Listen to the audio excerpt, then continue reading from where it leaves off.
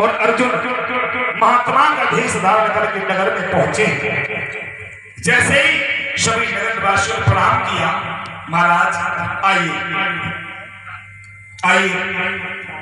तब भगवान श्याम कहते हैं, गांव के लोगों, हमें तुम्हारे राजा के पास जाना है।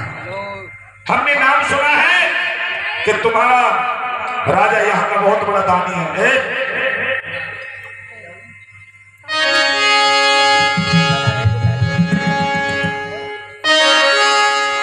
तुम्हारे राजा के महल कहाँ है? तो आज सभी नगरवासी कहते हैं, राजन, हे महात्मा,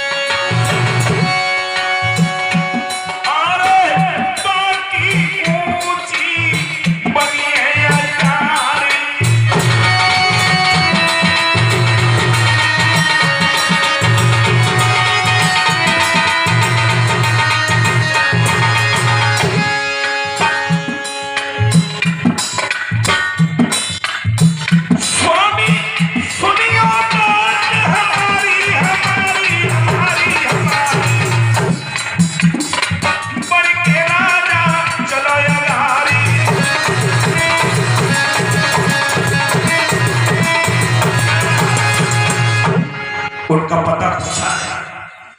आज भगवान श्याम और अर्जुन महात्मा के भेष में राजा के दरबार में पहुंचे। जैसे ही राजा ने सुना, चरणों में प्रणाम किया, आइए ऋषवर, आइए ऋषवर विराजी,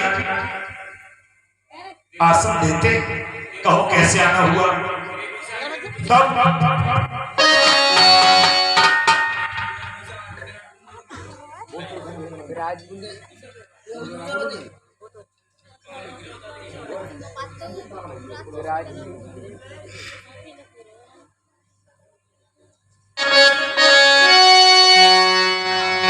भगवान श्याम कहते, राजन, सारी दुनिया तुझे दानी दानी कहे। एक बात बताओ कि धार्मिक प्रसंग हो, धार्मिक कथा हो तो लोगों को अच्छी मिल जाती है, और रंगारंग प्रोग्राम हो या नाचने वाली आ जाए तो फिर ये समझ लो। क्यों कहते हैं कि तुलसी पिछले पाप सो हर चर्चा न सुहाय, कहता उसे लड़े बड़े ने गाली देने। तभी तो हिंदुस्तान में बड़े बड़े इन पापों के कारण कभी भूकंप आते हैं। क्यों भूल गए अपनी मर्यादा को कि हमारे पूर्वज कैसे थे। कहते हैं कि राम हमारे थे, हमारी भागवत है, हम भगवान के अवतार हैं, लेकिन यहाँ सब भूल जाते हैं, शांत बैठ जाते हैं। सारी दुनिया तुझे दानी दानी कहे, दान लेने तेरे पास आए हैं हम। राजन, तू है दानी अमानी पर रख लीजिए।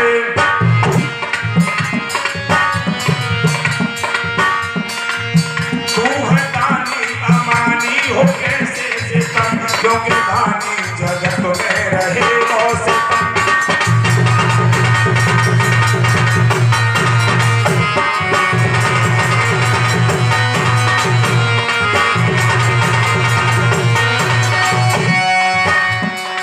भगवान श्याम ने कहा, राजन, मैंने तेरा नाम सुना है कि तू संसार में बड़ा दानी है, तब हम तेरे पास आए हैं। तो आज राजा मूर्त जो हाथ जोड़ करके कहते हैं, प्रभु क्या करें दानियों तो बता दो हमें, तेरी क्या दानी लेने की राह हो रही। महाराज, आप मेरे दरबार में आए, मुझे क्या मालूम है आप क्या दोगे। आप जो मांगोगे वही देने के लिए तैयार हूं। क्या करें दानी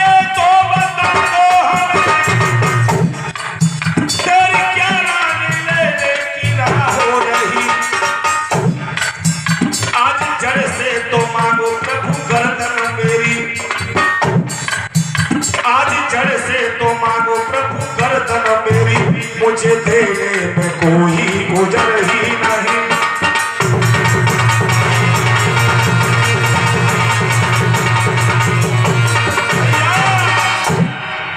राजा मुरादध्वज कहते हैं प्रभु आप मुझे बताओ क्या चाहिए तुम्हें? आप गर्दन मांगोगे तो मैं गर्दन काट के दे सकता हूं, लेकिन आप यहां से खाली हाथ नहीं जाओगे। भगवान श्याम कहते हैं राजन ऐसा मत करना, दही के धोखे में चूना को चाट जाना। आप जो दोगे मैं मांगूंगा वो दे सकते हैं? बोले हाँ क्यों नहीं।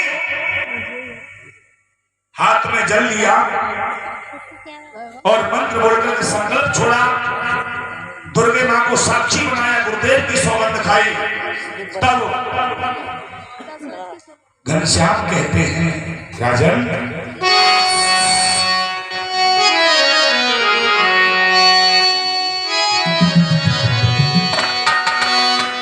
अरे सुन राजा सो, हाँ सुन राजा सो क्या न दे हो जो दाना हाथ ले हो कर सुत अपने की भारती सिंह को राजा।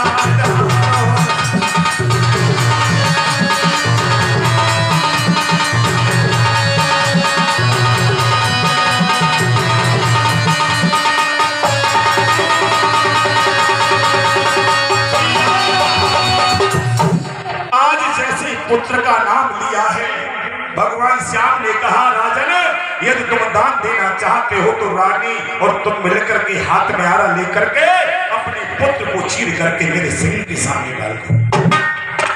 जैसे पुत्र का नाम लिया है मेरे प्रिय बंधुओं, ऐसा मालूम हुआ कि राजा के पैरों तले जमीन खिसक गई। वो बड़ी हजार सब फूट कर एक नर्तक करके कहने लगा नहीं स्वामी आप ये क्या मांग रहे हैं?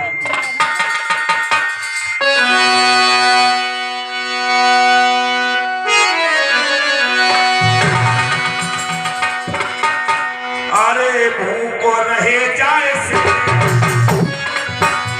करे जब जोर हो से भारी,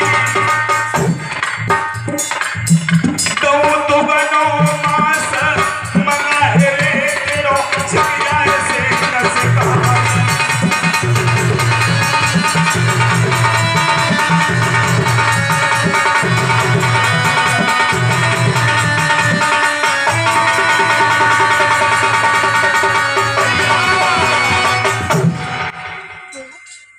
राजा मुरादध्वज कहते हैं हे ऋषिवर मेरा पुत्र भी छोटा है, इसके मांस से तुम्हारा सिंह झिक नहीं पाएगा। यदि आपकी आज्ञा हो जाए तो मैं जंगल से अपने शिकारियों के द्वारा सिंह का ही मांस तेरे सिंह के लिए मंगवा दूं। बोले नहीं राजा मुझे तेरे पुत्र का मांस चाहिए।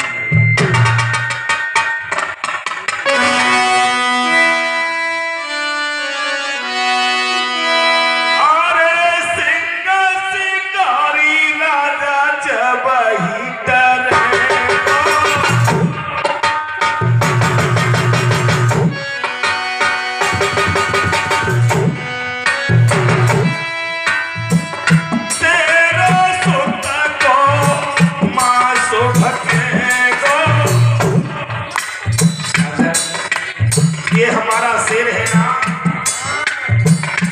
ये तुम्हारे पुत्र का मांस खाएगा, किसी और को नहीं खाएगा। राजा मुरादध्वज कहते हैं प्रभु मैं अपना मांस दे सकता हूं, लेकिन मेरा एक पुत्र है, आप उस पुत्र के बारे में मत बोलो। नहीं राजा ये मेरा सिंह शिकारी तुम्हारे पुत्र का मांस खाएगा।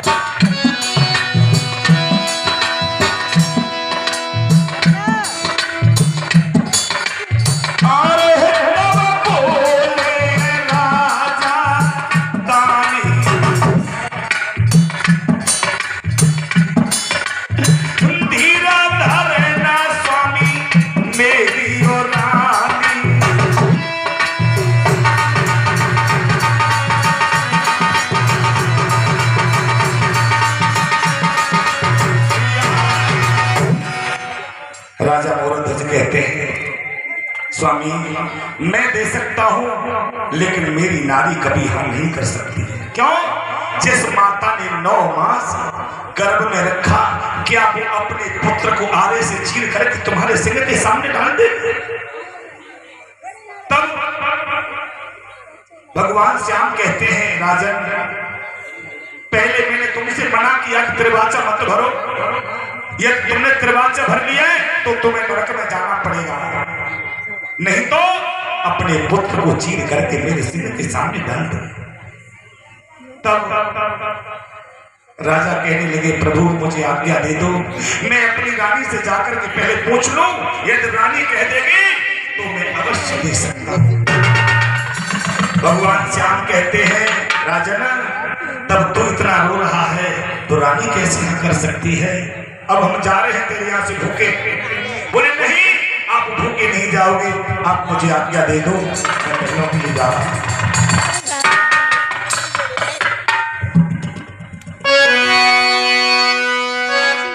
संतन से आज्ञा लई नप महलन में आए हैं, रानी से जब जाय कर रो रो के वचन सुनाए हैं। रानी ने देखा अपने प्रीतम की ओर कहा स्वामी आज पता नहीं क्या बात है, पहले तुम महलों में आते तो तुम्हारा ये चेहरा पुष्प की तरह खिला हुआ था, आज एक मुरझाई जैसी कली महल में आए हैं, क्या बात है? तब राजा मोरध्वज कहते रानी क्या कहूं रानी मुझसे कही नहीं जाती है, अरे कहने से पहले मेरी फटी जाइए छाती। क्यों क्या हुआ? दरबार में तो महात्मा आए थे,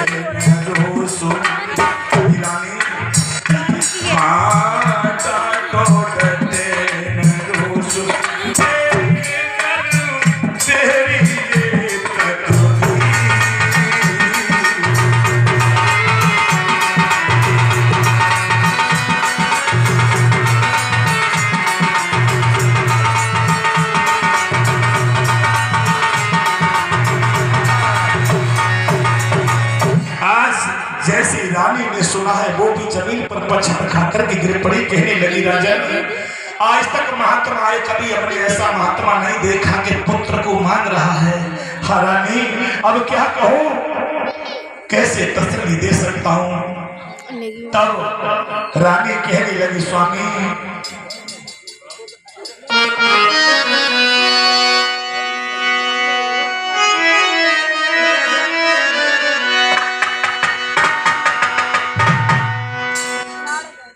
रानी कहती है स्वामी क्योंकि आपने कह दिया है नारी का फर्ज होता है, पति ने जो वचन दे दिया मैं उसको अमिट नहीं कर सकती हूँ, लेकिन एक बात मेरी याद रखना,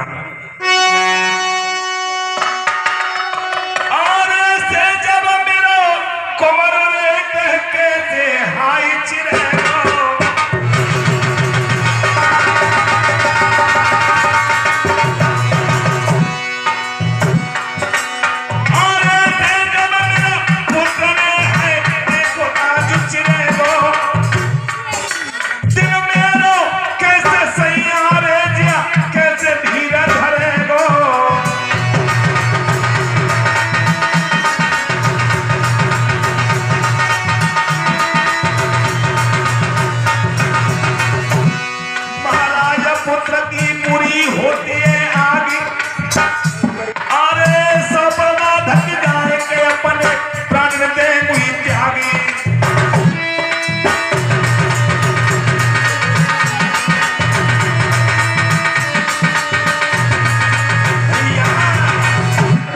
कहती महाराज और मेरे पास कोई उपाय नहीं है, मैं अपने आंखों से अपने पुत्र की धार नहीं देख सकती हूँ, उससे पहले मैं मर जाऊं तो बहुत अच्छा है स्वामी।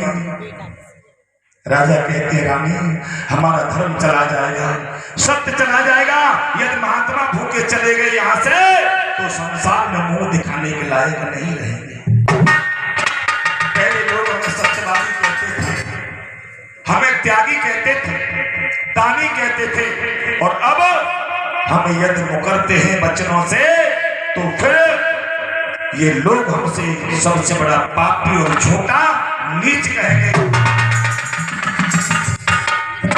तब रानी कहती है महाराज मुझे ख्याल तो आता है, लेकिन अब मैं तुम्हारे वचनों से पीछे नहीं हट सकती। आपने जो वचन दे दिया है तो कह दो उन महात्माओं से कि रानी भी तैयार है और राजा भी तैयार है, हम अपने पुत्र को चीर करके तुम्हारे सिर धन्य ऐसी माता के लिए। मेरे प्रिय बंधुओं, महाराज दरबार में पहुंचे, महात्माओं से जाकर के कहा स्वामी मैं भी तैयार हूं, मेरी रानी भी तैयार है और आपकी इच्छा है तो आप कह दो, हम अभी कोई पुत्र को बुलाते हैं तुम्हारे सामने चीर बुलाते हैं।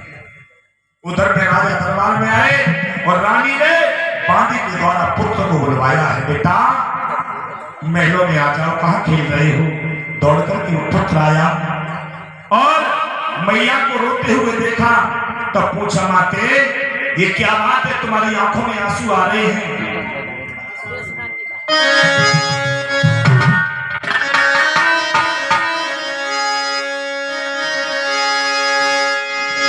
मेरी माता क्यों रोती रुधन मचाए,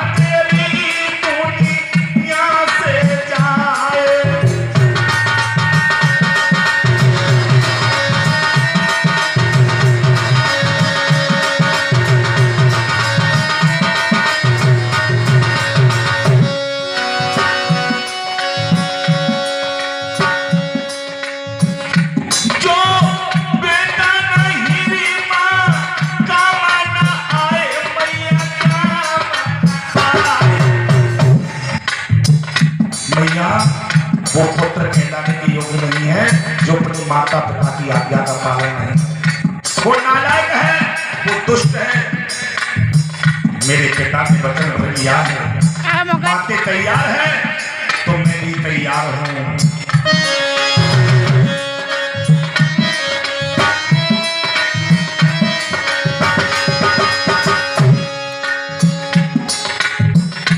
जो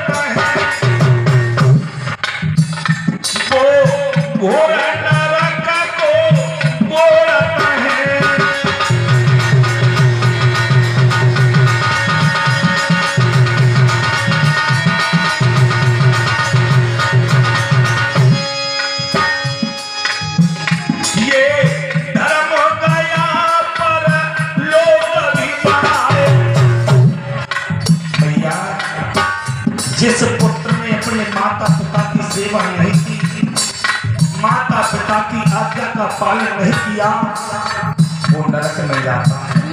दूसरी बात, ये लोग तो बिगड़ जाता है, लोग उसे नालायक कहते हैं, लेकिन परमात्मा के जहाँ भी उसके यहाँ उसके लिए जगह नहीं होती है। जो अपनी माता पिता का पालन नहीं करते हैं, परमात्मा भी उन्हें माफ नहीं करते। सीख ले बच्चे, मोबाइल पर रोजाना चला दे हो, मेरा दिमाग पर जोर दे बेटा। हाँ, कथा सुनने की नहीं, समझने की। बारे में तो जोर में कम दे रहा है।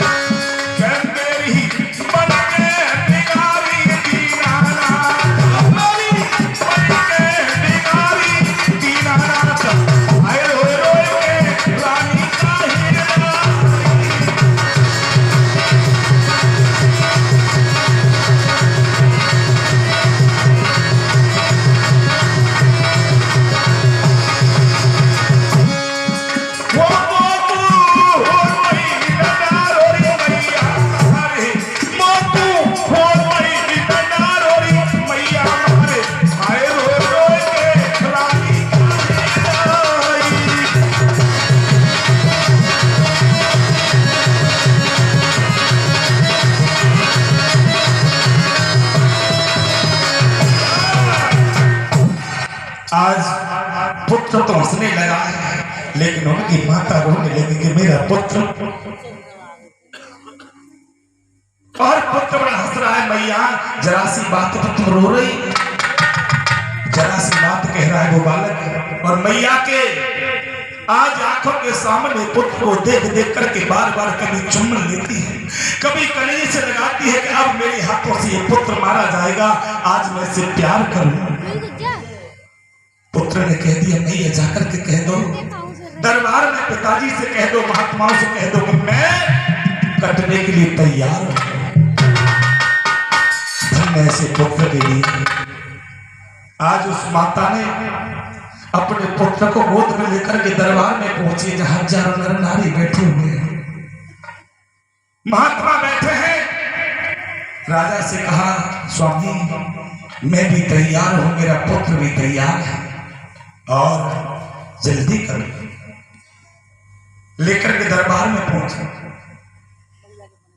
भगवान श्याम ने कहा राजन तैयार हो गए? हाँ।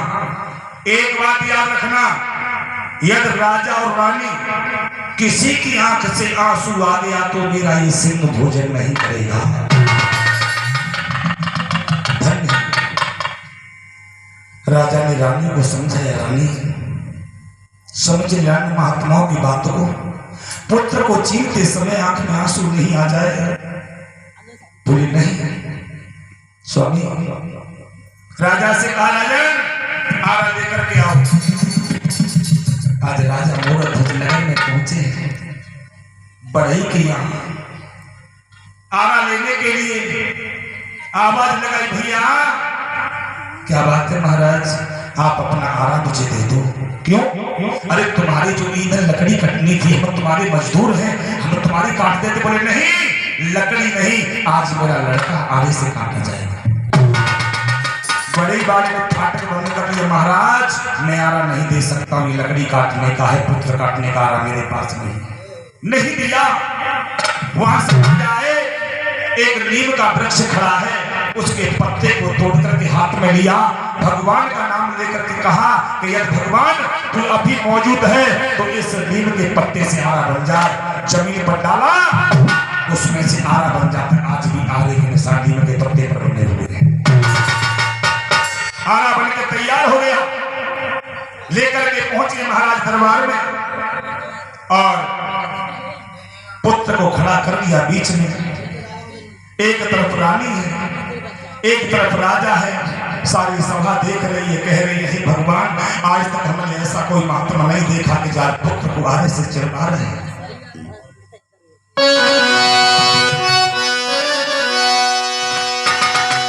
अरे करे बजुर की देहा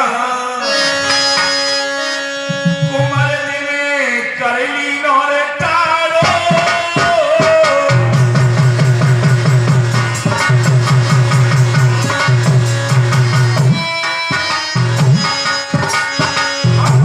करे बजुर की देहा कुमार जी करली नौरे तारो।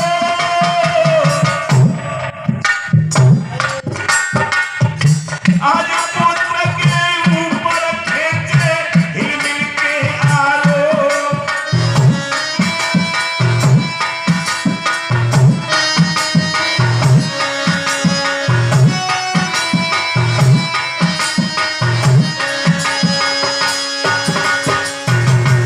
आज मेरे बंधुओं रानी और राजा अपने पुत्र के ऊपर आरे को चढ़ाने लगे हैं।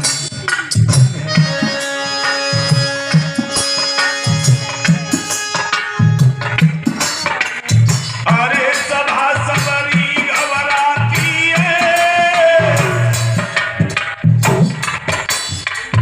अरे सभा सबरी घबराती है और चले खून की फाड़ फटी जाए मेरी छाती है।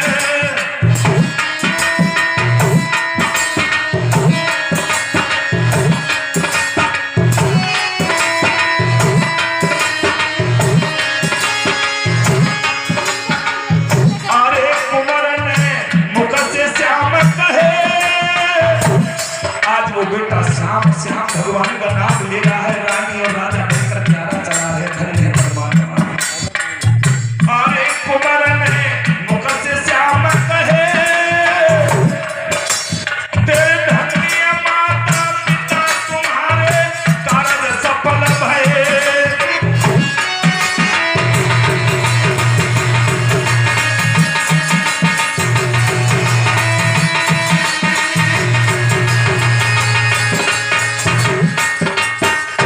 अरे पार दो धरती पे डाली,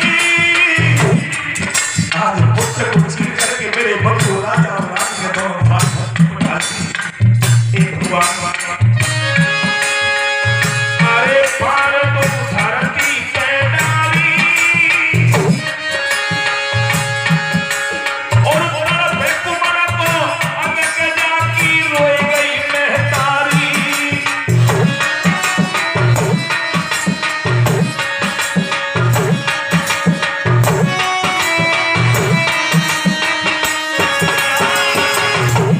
आज जैसे दोनों हार जमीन पर डाल दी, रानी की आंखों से आंसू आ गए। भगवान श्याम कहते राजन मैंने पहले ही मना किया कि किसी की आंख से आंसू नहीं आ जाए।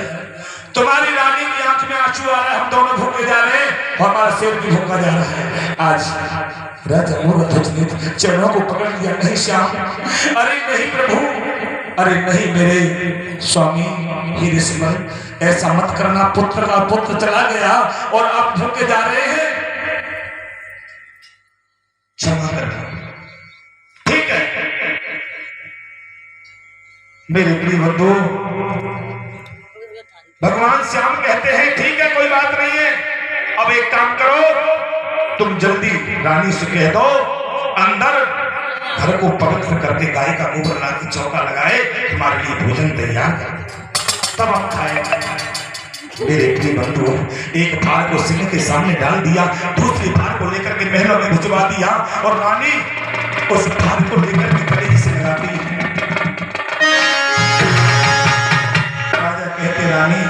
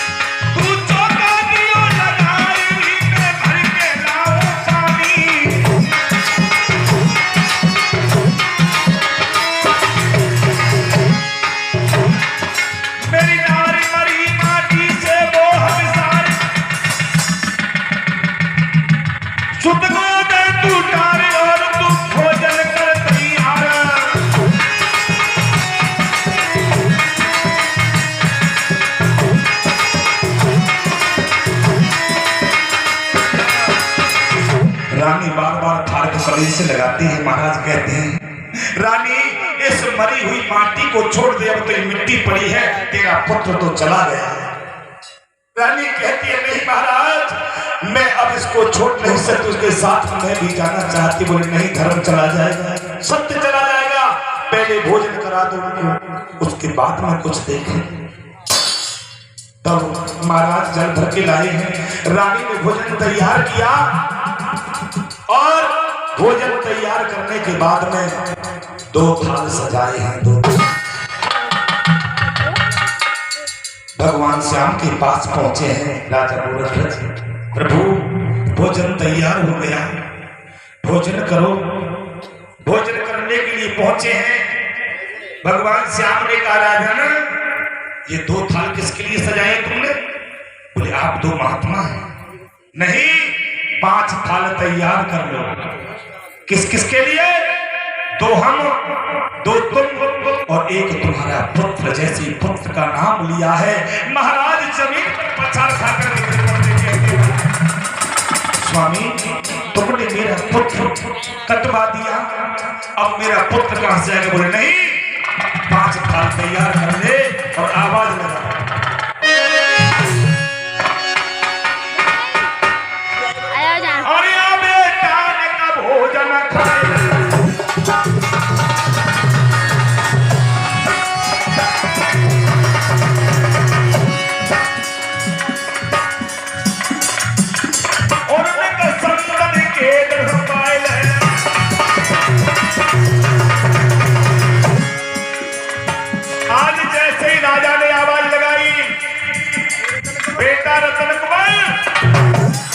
तेरे बिना ये संत भोजन नहीं कर रहे, जल्दी से आ बेटा। अंदर महलों से आवाज आई, पिताजी मैं भी आता हूँ। धन्य है भगवान के लिए। मेरे प्रिय बंधुओं, जैसे पुत्र की आवाज आई, भगवान श्याम ने कहा राजन तू बड़ा झूठा है। क्यों? तूने नकली पुत्र को चीर दिया है और असली पुत्र तेरा महलों में बैठा है। महलों से आवाज आ रही है। आज वो पुत्र दौड़ता हुआ आता है पिताजी के चरणों में, कभी महात्माओं के चरणों में। उसी समय भगवान ने उसे अमर कर दिया। बोले श्याम सुंदर भगवान की।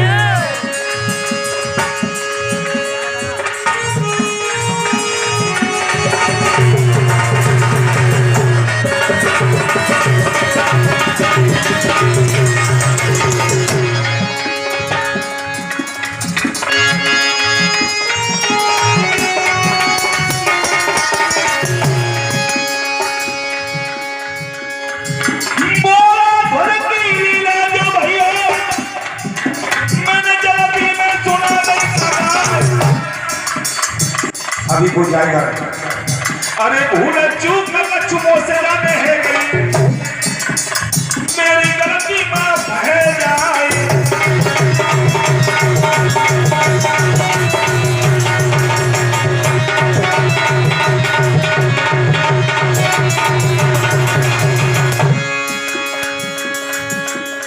जैसी आई तुम्हें सुनाई, किरण कहती कहीं रहना।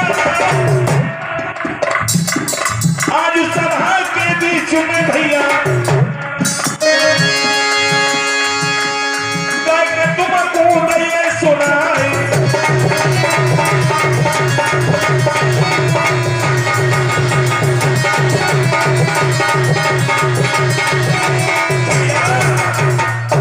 समय को देखते हुए, नहीं तो सुबह 4 बज जाता। गाँव मालूम है